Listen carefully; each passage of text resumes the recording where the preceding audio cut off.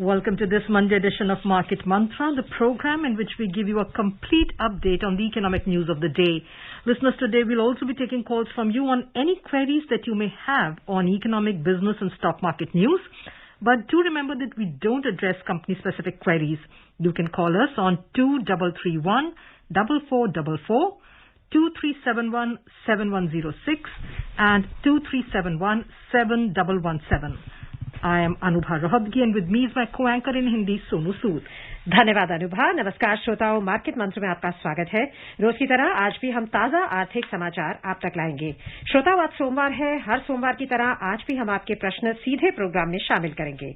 आप हमसे आर्थिक, व्यापारिक और शेयर बाजार से जुड़े किसी भी मुद्दे पर जानकारी प्राप्त कर सकते हैं, परंतु ध्यान रखिएगा कि हम किसी विशेष कंपनी या स्टॉक के बारे में आपको इस कार्यक्रम में जानकारी नहीं दे पाएंगे। हमसे बात करने के लिए आप इन नंबरों पर हमसे संपर्क कर सकते हैं 23314444, 23717106 और तीसरा नंबर है 23717117। दिल्ली से बाहर के श्रोता इन नंबरों से पहले 011 भी डायल करें। प्रश्नों के जवाब देने और चर्चा के लिए हमारे साथ कार्यक्रम में आमंत्रित हैं वरिष्ठ आर्थिक विश्लेषक डॉक्टर यामिनी अग्रवाल। यामिनी जी नमस्कार, कार्यक्रम में आपका स्वागत है। नमस्कार, धन्यवाद। और अब सबसे पहले हेडलाइंस के साथ है Anubha Rohatgi. Thank you, Sonu.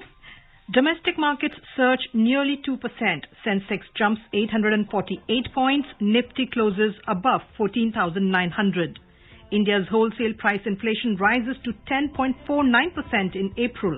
And telecom major Bharti Airtel reports net profit of 759 crore rupees in the March quarter.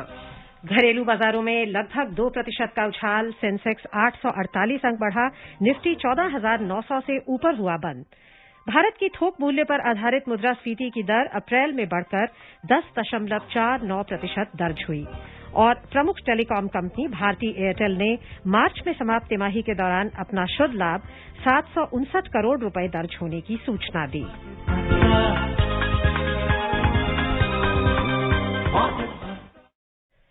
शुरुआत करते हैं शेयर बाजार से। लगातार दूसरे सत्र बढ़त दर्ज करते हुए बंबई शेयर बाजार का सेंसेक्स 1.7% के उछाल से 848 अंक बढ़कर 49,581 पर बंद हुआ।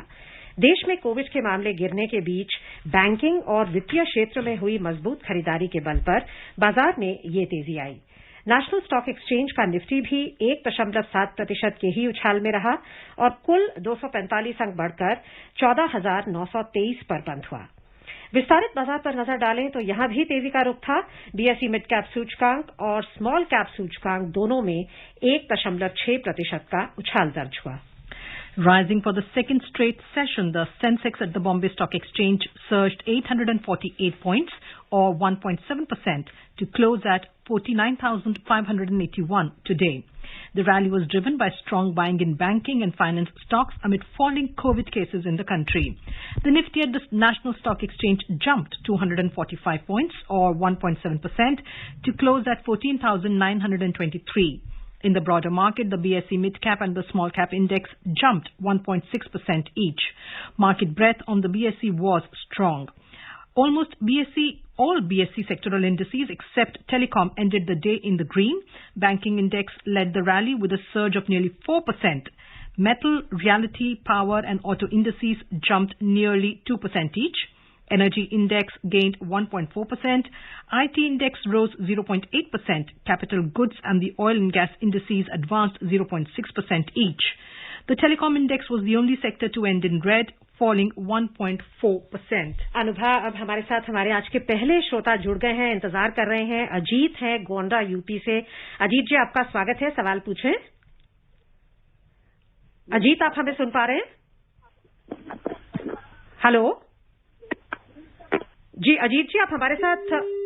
शायद अजीत से हमारा संपर्क अभी टूट गया है। यामिनी जी, सेंसेक्स में लगातार दूसरे दिन बढ़त आई है और आज बहुत हमने 850 अंकों का उछाल देखा है एंड ब्रॉड बेस्ड रैली थी। क्या आपको लगता है, क्या रीजन है?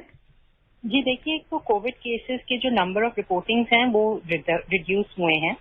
ये भी देखा गया है कि वैक्सीनेशन ड्राइव में एक मोमेंटम आया है। फॉरेन वैक्सीन के भी आने के वजह से एक मोमेंटम देखा गया है। ये भी देखा गया है कि जो DRDO ने जो एंटी कोविड ड्रग लाए हैं 2DG, उसकी वजह से भी एक अच्छी पॉजिटिविटी क्रिएट हुई है ओवरऑल सेंटिमेंट में। एक जो और फैक्टर इफेक्ट कर रहा है वो है जो अर्निंग्स के रिजल्ट आए हैं। जैसे अभी आपने अनाउंस किए कुछ अर्निंग के रिजल्ट, वैसे ही जो अर्निंग के रिजल्ट आ रहे हैं और जो स्टॉक स्पेसिफिक रिजल्ट होंगे उसकी वजह से भी जो है हमें ये रैली दिख रही है।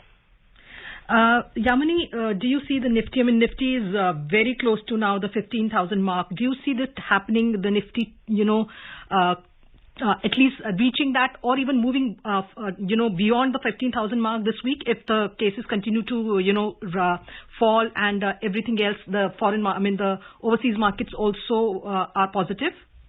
Well, yes, as and when the situation becomes more in control with the reduced number of cases, and also because of the anti-COVID drug coming into picture, the recoveries become more positive. This does show that the Nifty may touch 15,000 level. और अब हम आमंत्रित करना चाहेंगे programme में लोकेश को, जो नवी मुंबई से हमें फोन कर रहे हैं। आपका स्वागत है, सवाल पूछिए। मैं Lokesh Jain, very good evening.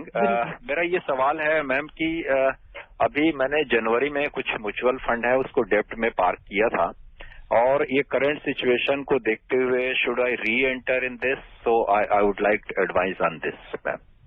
So Well, debt markets are usually the safest markets at the moment. The returns are not very high, but they are safe largely.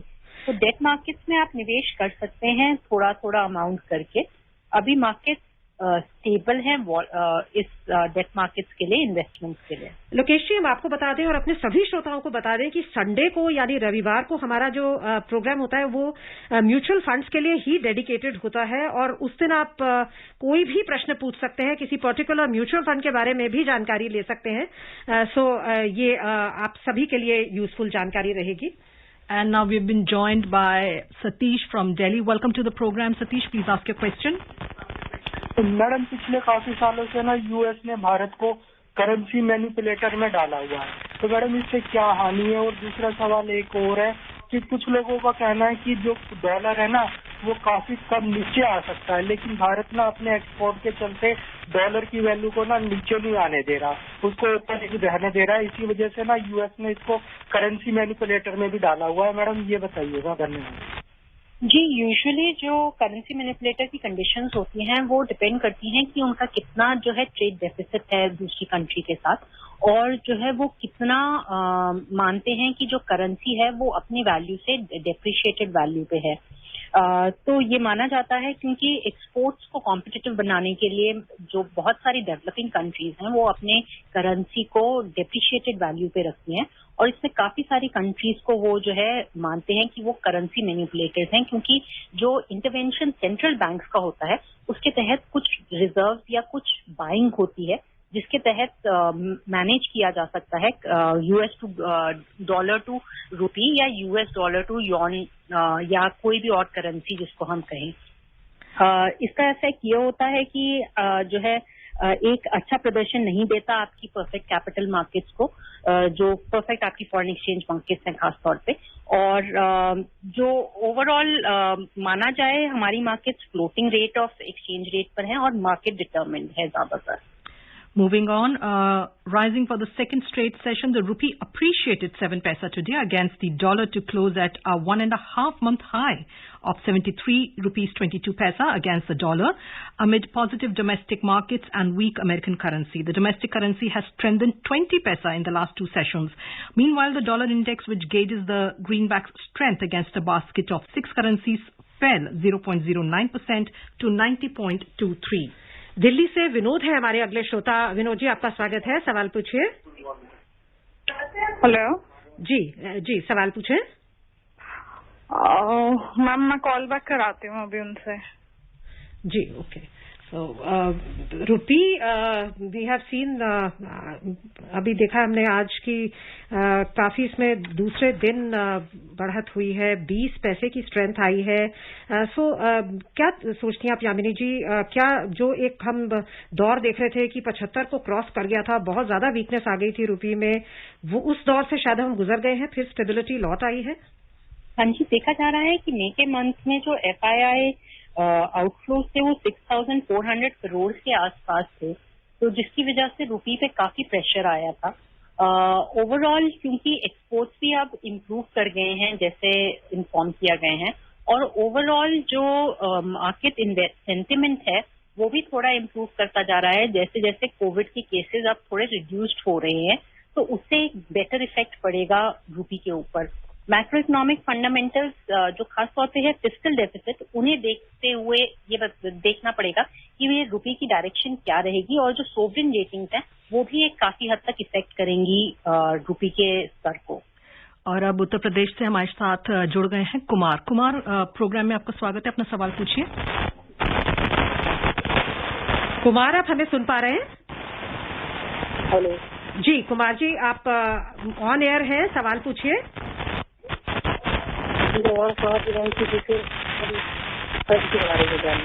आपकी आवाज स्पष्ट नहीं आ रही है, आप दोबारा फोन हमें ट्राई कर सकते हैं। इस बीच अंतर्राष्ट्रीय बाजारों पर एक नजर डाल लेते हैं। अधिकांश एशियाई बाजारों में आज बढ़त का रुख था। चीन का शंघाई कंपोजिट सूचकांक 0.8% की बढ़त में रहा। ये बढ़त उन आंकड़ों के बाद आई जिनके अनुसार अप्रैल में चीन में खुदरा बिक्री में वार्षिक आधार पर 17.7% की वृद्धि दर्ज हुई। हालांकि ये वृद्धि 24.9% के अनुमानों से कम है, लेकिन औद्योगिक उत्पादन उम्मीद के अनुरूप 9.8% दर्ज हुआ। हांगकांग का हैंगसेंग सूचकांक 0.6% बढ़ गया। सिंगापुर के स्ट्रेट्स टाइम्स सूचकांक में 0.8% की तेजी दर्ज हुई, लेकिन जापान के निक्केई में लगभग 1% की गिरावट आई। वॉल स्ट्रीट के शेयरों में भारी वृद्धि से मिले बढ़ावे का अनुकूल प्रभाव घरेलू टीकाकरण अभियान की धीमी दर से जुड़ी चिंताओं से बेअसर हो गया। दक्षिण कोरिया के कॉस्पी में भी 0.6% की गिरावट दर्ज हुई। यूरोपीय क्षेत्र की बात करें तो चीन में अनुमान से कम अच्छे आंकड़े आना और कुछ एशियाई देशों में कोविड के मामले फिर बढ़ना ब्रिटेन की अर्थव्यवस्था के फिर खुलने से जुड़े आशावाद पर भारी पड़ा। दिन के कारोबार में ताजा समाचार मिलने तक लंदन का फुटसी 0.6% के नुकसान पर था। फ्रांस के कैक में 0.4% की गिरावट थी और जर्मनी के डैक्स में 0.3% की मंदी थी। And we have online now Anant Shah from Kolkata. Anant, welcome to the program. Please ask your question. Good evening, sir. Good evening, madam. I am Tanu Shah from Kolkata. Sir, my question is, what is difference between Morarji Desai time and current government time on the matter of gold import and gold related issues? Can you repeat the question, Mr. Shah? Yes. What's difference between Morarji Desai time and current government time on the matter of gold? Hello. Ji, Yamini ji. I think he was referring to some previous time, which was with respect to the gold reserves or the gold overall gold deposits that we have. We have much higher deposits now, and as a matter of fact, I believe he was referring to the circumstances where the gold was used as a safety net. So when we talk about the safety net, it continues to be providing a safety net for us today as well. Yeah, Yamini, we are talking about gold, of course, and today the sovereign gold bonds 2020, 21, 22, the first tranche opened for subscription. Now, these will be issued in 6 tranches from May 21 to September 21.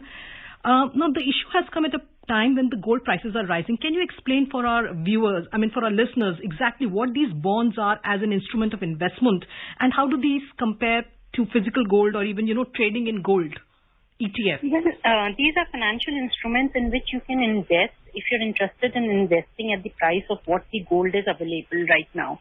So, whenever the issue is brought about, 3 days closing price is taken as 3 days prior closing price of the council is taken as the price at which the issue would be brought about, which is about 4,777 grams right now.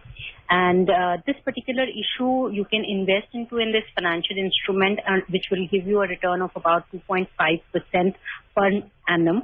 As well as when it is supposed to be redeemed, it will be redeemed at the price at which the gold is there in the market. So instead of holding gold and storing gold, one can invest in these financial instruments, earn a certain amount of a interest earnings from there, also gain from the capital gains which are likely to happen when the bonds are likely to be redeemed.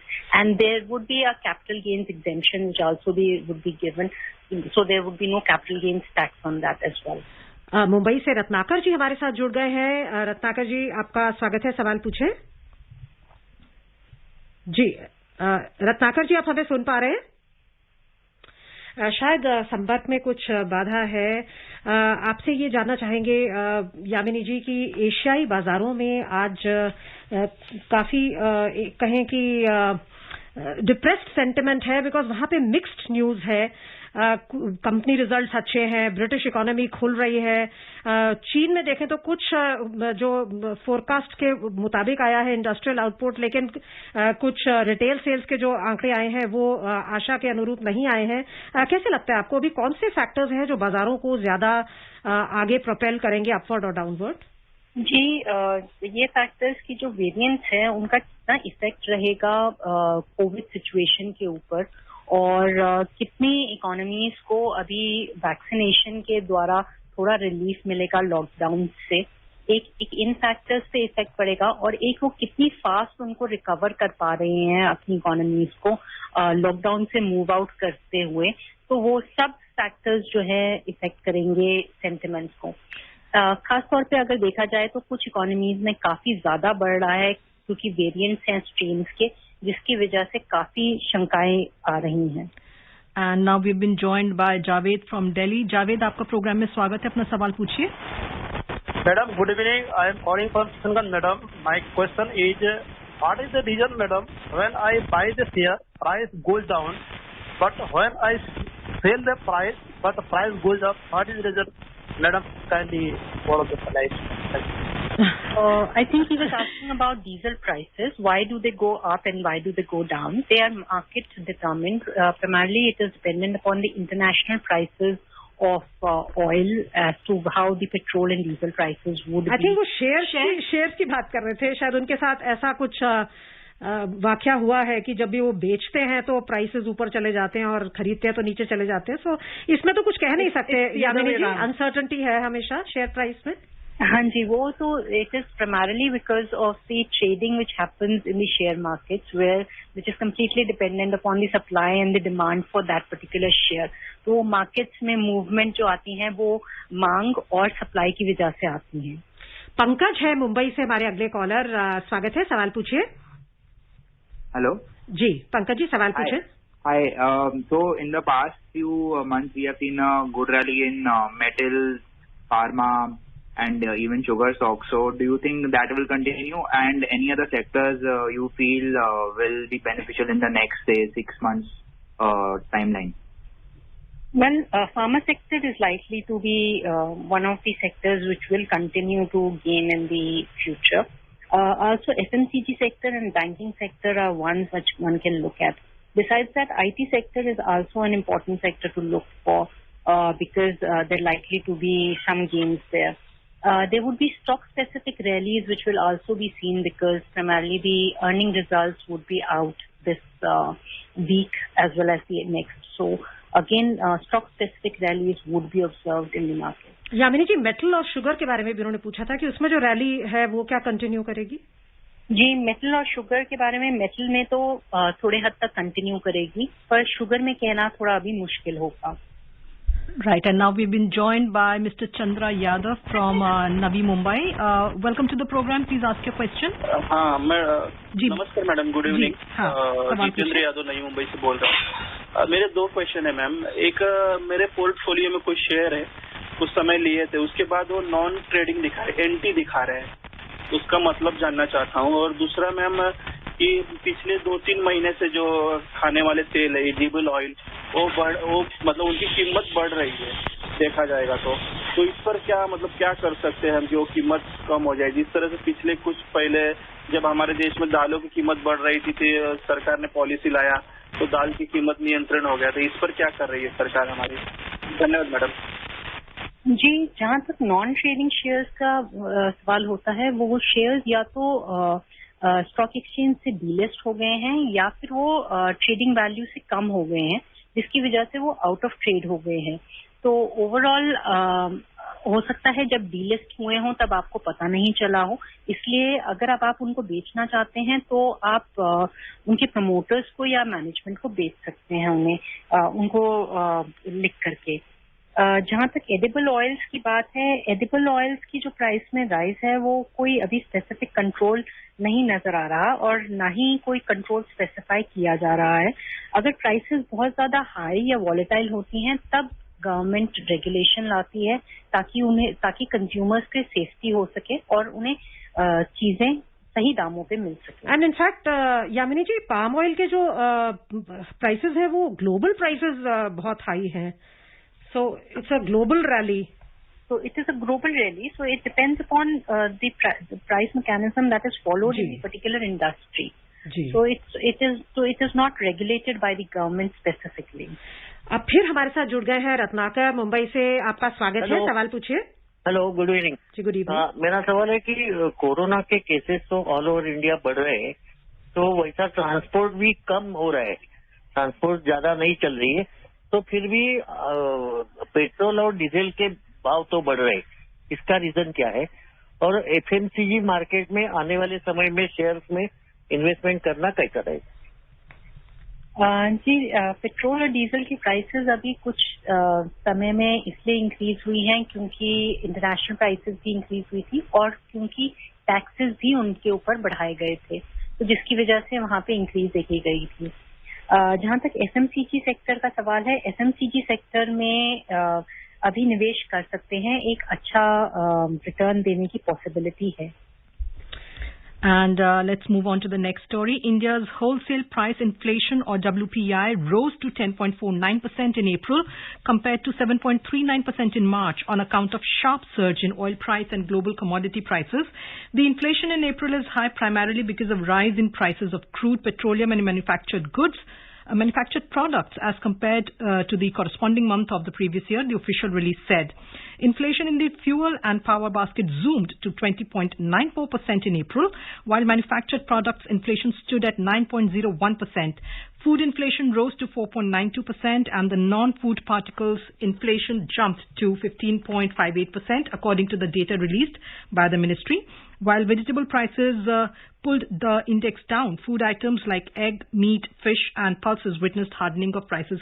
Yamini, we saw that the consumer price index had eased in April, but wholesale price index have risen by 3%. How much of a worry is this, and do you expect it to rise further given that international crude prices and prices of other commodities are continuing to rise? Well, yes, primarily because there are supply chain disruptions and also there is an increased consumption on these particular items. So there is an increase that is being observed.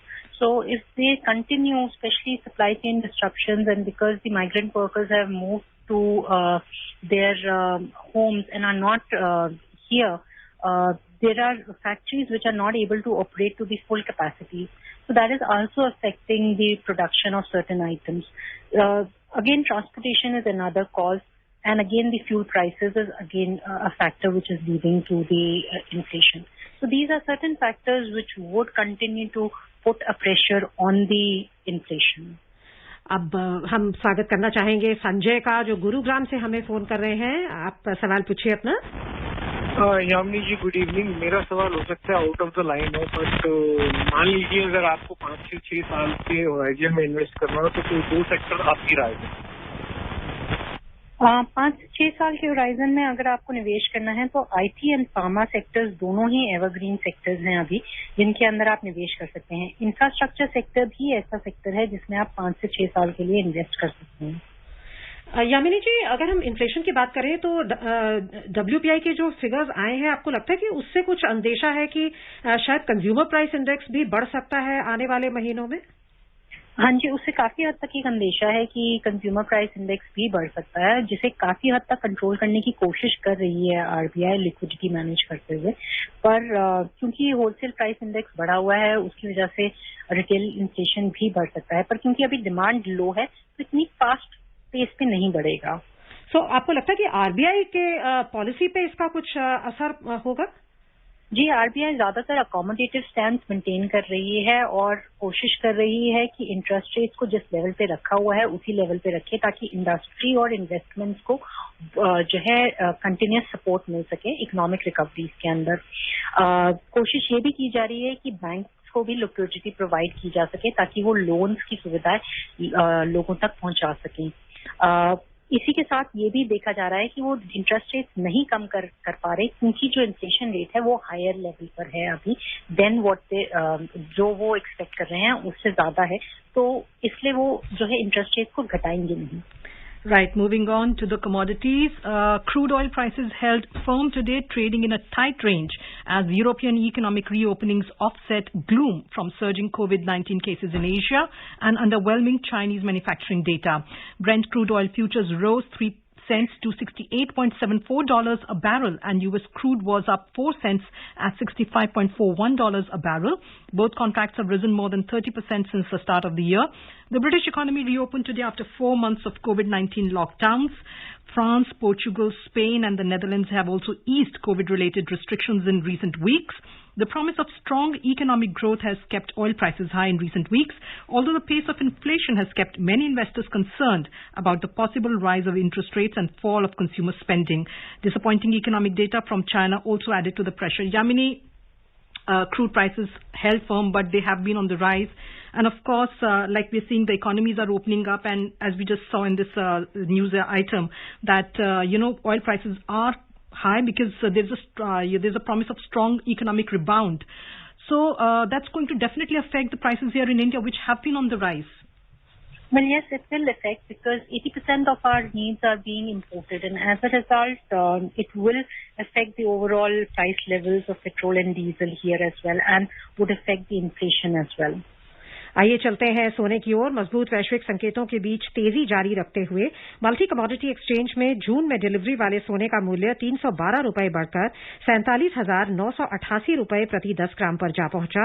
जुलाई में delivery वाली चांदी का मूल्य 771 रुपए बढ़कर 71,856 रुपए प्रति kilo हो गया। अंतर्राष्ट्रीय बाजार में सोने का मूल्य 3.5 महीने के उच्चतम स्तर पर जा पहुंचा।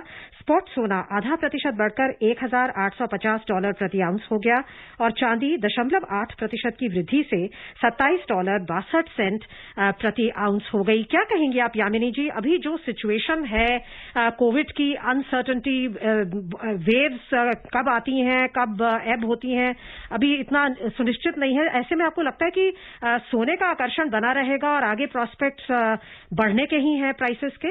जी, जैसे जैसे माना जा रहा है कि हम सेकेंड वेव को कंट्रोल कर पा रहे हैं और अगर पॉसिबिलिटी थर्ड वेव पे जाने की हुई तो सोने की प्राइसेस ज्यादा बढ़ेंगी।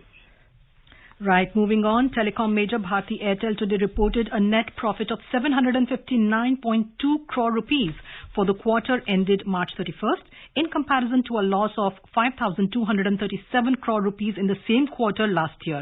However, Airtel reported 11.1% quarter-on-quarter fall, as its profit stood at 853.6 crore in the December quarter.